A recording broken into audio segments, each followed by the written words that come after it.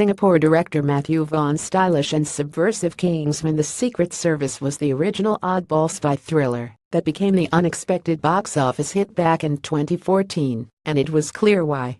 Not only did it poke clever fun by turning conventions of the spy genre on its head and pointedly spoofing James Bond with black humor and over-the-top violence, it also cemented actor Taron Egerton as the young star to watch. Most importantly, it gave fans everywhere even more reasons to love the unflappable and impossibly dapper Colin Firth. So how does one follow up with the same originality and freshness? Sequels are notoriously difficult, even more so when it's a postscript to one's own sleeper hit. In the case of Vaughn, it meant throwing everything but the kitchen sink into Kingsman: The Golden Circle. The result, an American-sized second film, where everything is cranked up tenfold to be bigger and brasher, louder and gaudier than its cheeky predecessor. On paper, Kingsman: The Golden Circle boasts everything one expects from an action-fueled spy comedy sequel. It has Stu Thiemann, Channing Tatum, Game of Thrones and Narcos star Pedro Pascal, as well as Oscar winners Jeff Bridges and Halle Berry on board as the statesman, the American counterparts to the Kingsman. It also has Academy Award-winning Julianne Moore as its villain, an international drug cartel queenpin named Poppy with a sinister plan to force the legalization of drugs.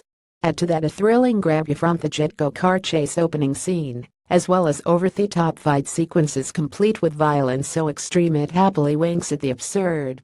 It has Elton John playing Elton John.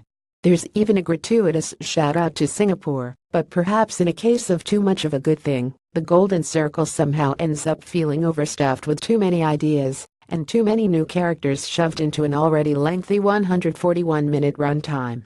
The film felt cluttered, the script was missing spirit and the new participants lacked depth. The all-star A-list cast felt sorely underutilized, especially Tatum in what ended up being a glorified cameo despite his top promotional billing. And while Moore is hilariously unnerving and cinema-stealing as the unhinged Poppy, her villain felt oddly underbaked and a missed opportunity to do some effective embarrassing. Surprisingly, the winner in the guest star department turned out to be none other than Elton John, who was perfectly cast and game enough to pull off a hysterical running joke with a great payoff. That said, though the overabundance of players and overall overkill both literally and figuratively may have hurt the storytelling and character growth, there's still a lot to be enjoyed about The Golden Circle. As with its predecessor, the sequel crackles when it remains entirely committed to all its outlandish comic book shenanigans. The films are, after all, fashioned on Mark Millar and Dave Gibbons' graphic series. And there are just enough shocks and surprises to keep fans invested, even if not every aspect ends up hitting its exact mark.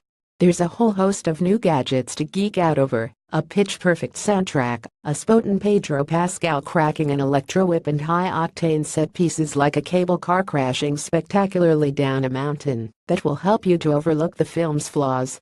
And besides the wild action, it is truly the performances by the returning original cast that really carry the weaker parts of the film on their backs. Egerton continues to shine as vulnerable hero Eggsy alongside the always excellent Mark Strong as tech whiz Merlin, with a much-deserved prominent presence this time round. And who can ever say no to Firth's crowd favorite Harry Hart's unsurprising return to the fray after being presumed dead in the first film?